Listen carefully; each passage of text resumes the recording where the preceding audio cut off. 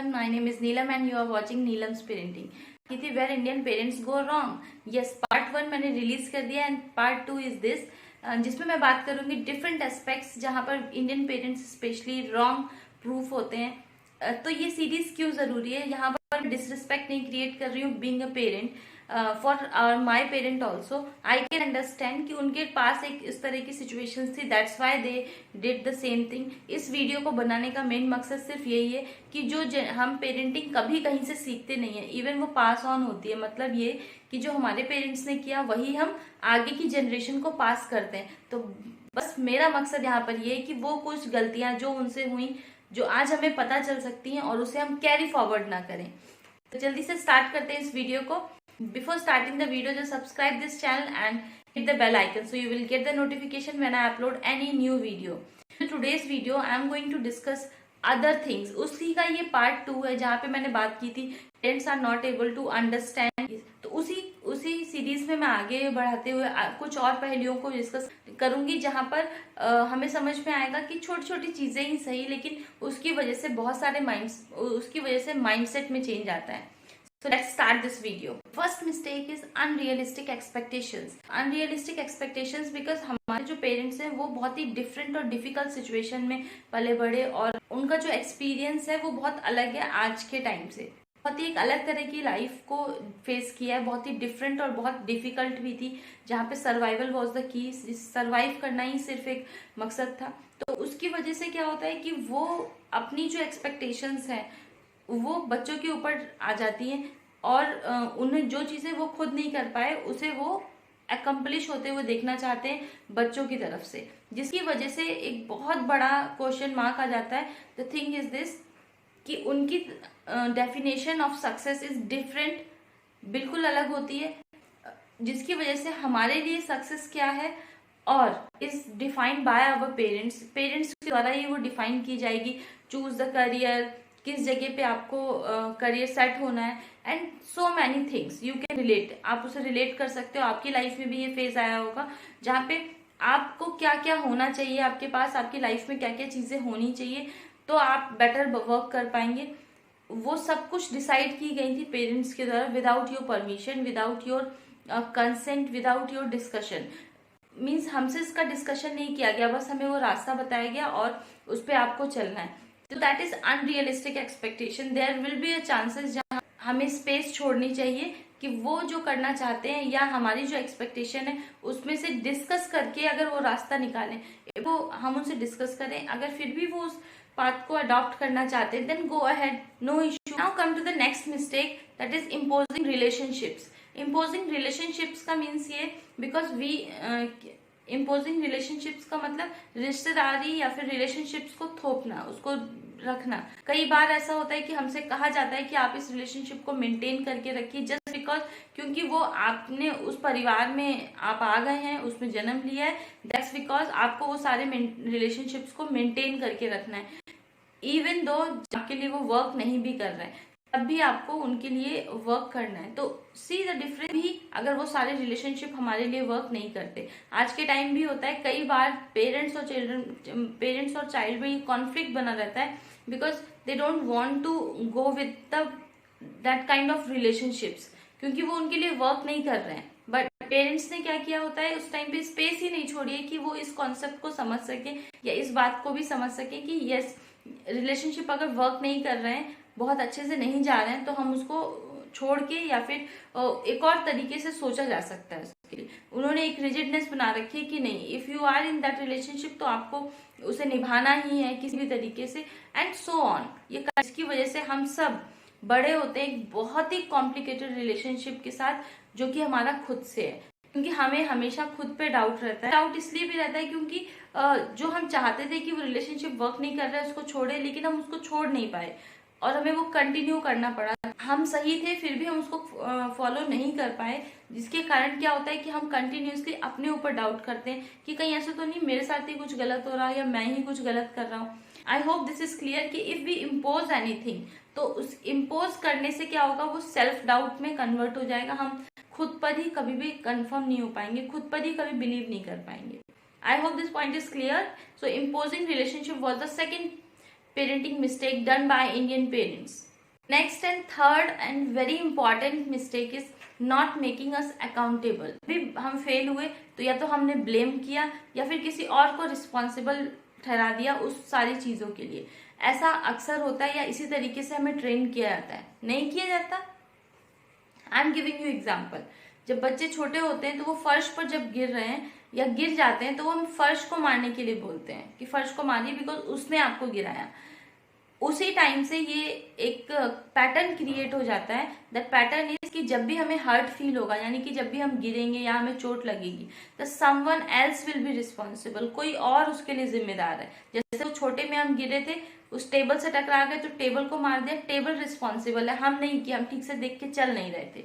तो उसी वजह से वो पैटर्न क्रिएट होते होते बड़े होने तक वो पैटर्न बना रहता है, जिसकी वजह से इसका एक एग्जाम्पल मैं आपको देना चाहूंगी। आपने रोड पे देखा होगा जब कभी भी किसी की गाड़ी जरा सी भी दूसरी गाड़ी से टच हो जाती है तो दोनों ही लोग बहुत ही अग्रेशन में निकलते हैं बाहर और झगड़ा करना स्टार्ट करते हैं, बिकॉज दोनों को ही अकाउंटेबिलिटी नहीं सिखाएगी कि हम जिम्मेदारी लें कि मेरी से गलती हुई है या फिर आपसे। लेकिन हमने सीखा क्या है कि हमेशा जब भी मुझे दर्द होगा तो हमेशा जिम्मेदारी किसकी होगी, दूसरे की। ब्लेम किसको करना है, दूसरे को। तो ये कॉन्सिक्वेंसेस हमें डेली लाइफ में बहुत इजीली दिखते हैं। हम अक्सर कहते हैं कि आपकी तो आदत है कि दूसरे के ऊपर ब्लेम करना। The reason is only this, क्योंकि हमने ये सीखा नहीं या हमारे अंदर वो डाला नहीं गया कि अकाउंटेबिलिटी लेना बहुत नॉर्मल बात है। We all are human being, we can do so many mistakes. जरूरी नहीं है कि हमेशा जब भी हमसे गलती हो उसका जिम्मेदार कोई और हो, या फिर हम किसी को ढूंढे, किसी सिचुएशन को ढूंढे कि वो जिम्मेदार है।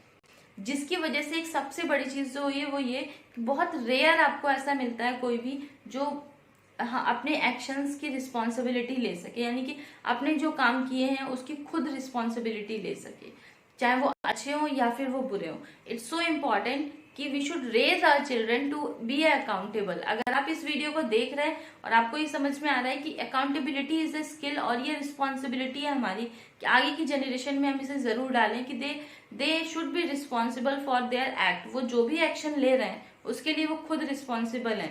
तो मुझे कमेंट में जरूर बताइए कि I am going to take responsibility, I am going to teach my child कि दे शुड बी अकाउंटेबल। वो जो भी उनके साथ जो भी चीजें हो रही हैं उसकी जिम्मेदारी उनकी है। बातें भी इस वीडियो में की गई हैं या फिर इसके पार्ट 1 में की गई हैं। जनरली आप बहुत आसानी से बोल सकते हैं these all are against the parents, but what I want to say, मैं क्या कहना चाहूंगी, नो इट्स नॉट। ये तरीके जो भी इंडियन पेरेंट्स के मैंने डिस्कस किए हैं आपसे इस वीडियो में या फिर इसके पार्ट 1 में, कि वो गलत है। यहाँ पे मैं उन तरीकों की बात कर रही हूँ। There is a subtle difference between, वो तरीके गलत थे, पेरेंट्स आर नॉट, पेरेंट्स गलत नहीं थे। जो हमारे पेरेंट्स थे उनकी बहुत ही हार्ड और डिफिकल्ट लाइफ थी।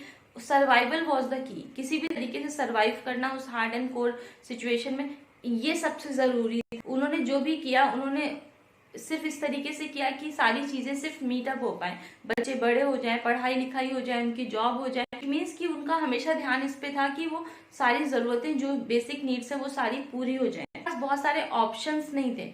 तो व्हेन वी ब्लेम समवन, तो हमें फिर से याद रखना है, अभी मैंने बात की अकाउंटेबिलिटी की, तो हमें ब्लेम नहीं करना है पेरेंट्स को। वी नीड टू अंडरस्टैंड कि ऐसा क्यों हुआ होगा, वो जो भी रीजन रहे उसे हमें कैरी फॉरवर्ड नहीं करना है, बस उसे हमें अपनी जनरेशन में आगे पास ऑन नहीं करना है। So the most important thing is this कि पेरेंटिंग के जो उनके तरीके थे वो ऐसे थे जो उनके लिए काम करते थे, यानी कि उन्हें जो सही लगा उस समय, जो उनके हिसाब से काम कर गए, उन्होंने बस उस तरीके को यूज किया।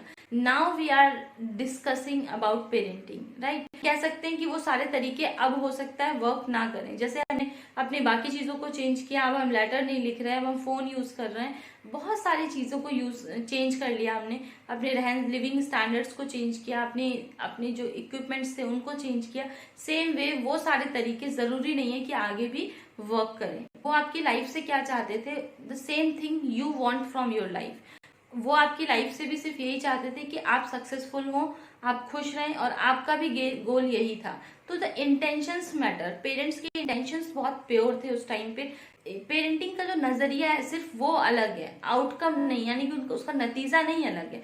आज भी हम अपने बच्चों के लिए जो आउटकम या फिर नतीजे की बात करें तो वो बिल्कुल वही है कि हम सब चाहते हैं कि वो सक्सेसफुल हो अपनी लाइफ में, कुछ अच्छा करें, बेहतर करें, हमसे बेहतर करें, एंड वी कैन से कि वो प्रोग्रेस करें और उसके साथ में वो हमेशा खुश रहें। अगर हम पहले की बात करें तो वहां पर भी यही था, हमारे पेरेंट्स के साथ भी। तो what is the change? Change क्या हो रहा है? The view, the mindset is change, but the outcome is not. उन्होंने अपने हिसाब से जो उन्हें सही लगा वो किया। हम उसमें अगेन ब्लेम गेम में नहीं जाएंगे कि उन्होंने बहुत गलत किया, राइट। अब हमें उन पैटर्न को समझना है कि ऐसा क्यों हो रहा है, मेरे ये हैबिट्स क्यों हैं, और उसे रिप्लेस करना है जस्ट बिकॉज क्योंकि अब हम पेरेंट्स हैं और हमें उसे रिप्लेस करना हमारी रिस्पॉन्सिबिलिटी है, हमें कैरी फॉरवर्ड नहीं करना है। इसके साथ में एक और चीज समझने की जरूरत है, parents are also human. Parents भी एक इंसान है, लेकिन जब हम उन्हें गॉड बना देते हैं, जब हम उन्हें भगवान समझते हैं, कि जब हम उन्हें ट्रीट करते हैं कि जस्ट लाइक अ गॉड, हम सही नहीं कर रहे होते। नहीं होता, क्योंकि each time when they fail, जब वो फेल होते हैं कुछ भी उनसे जब हम किसी को भगवान समझ रहे हैं तो वहां पे गलती करने के चांसेस ही नहीं है। जब बीइंग अ पेरेंट जब वो फेल होते हैं या फिर उनसे कोई गलतियां होती हैं, तो जब उनसे गलतियां होती हैं हम तुरंत क्वेश्चन करते हैं कि आपने ऐसा क्यों किया, क्योंकि हमने उन्हें क्या बनाया हुआ था, God. But when we understand कि पेरेंट्स आर ऑल्सो ह्यूमन, तो हम उन्हें अंडरस्टैंड करेंगे जब भी उनसे गलती होगी या फिर चीजें सही नहीं जा रही होंगी कि उन्होंने ये डिसीजंस क्यों लिए होंगे। तो वी नीड टू अंडरस्टैंड कि दे आर ऑल्सो ह्यूमन, वो इंसान है, उनसे भी गलतियां हो सकती हैं। या it was a part two. मुझे पता है कि ये वीडियो बहुत टफ है, इसको देखना, समझना और उसे साथ में एक्नॉलेज करना कि हाँ ये सारे पैटर्न्स इसलिए होते हैं।